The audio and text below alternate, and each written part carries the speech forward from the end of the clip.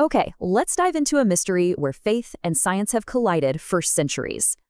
A communion host becoming human flesh? It sounds impossible, right? But that's exactly the claim. This is the famous relic from Lanciano.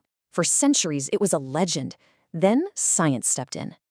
The story goes a monk was celebrating Mass, and he started to doubt. Seriously, doubt. Right at the moment of consecration, the bread and wine began to visibly change, right before his eyes. The host, they say, turned into actual living flesh, and the wine, it became real blood. So for over 1,200 years, these relics were kept safe. The story was just believed. But then, in 1970, everything changed. The Vatican greenlit a full scientific investigation. And the results? They were absolutely stunning. Real human heart tissue. Real blood. Type AB. Get this, scientists said the tissue and blood looked fresh, like they were drawn that very day. Human heart tissue? How is that even possible? Suddenly, everyone was talking about Lanciano again. But hold on, the story doesn't end there. Of course, skeptics started asking some tough questions. First big problem?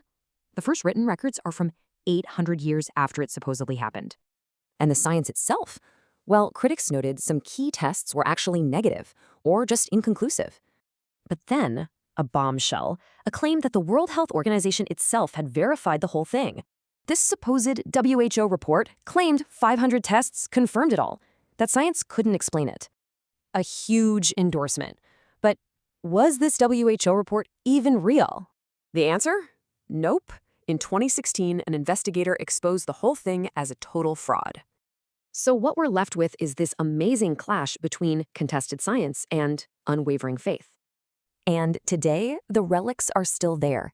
Thousands of pilgrims visit Lanciano every single year.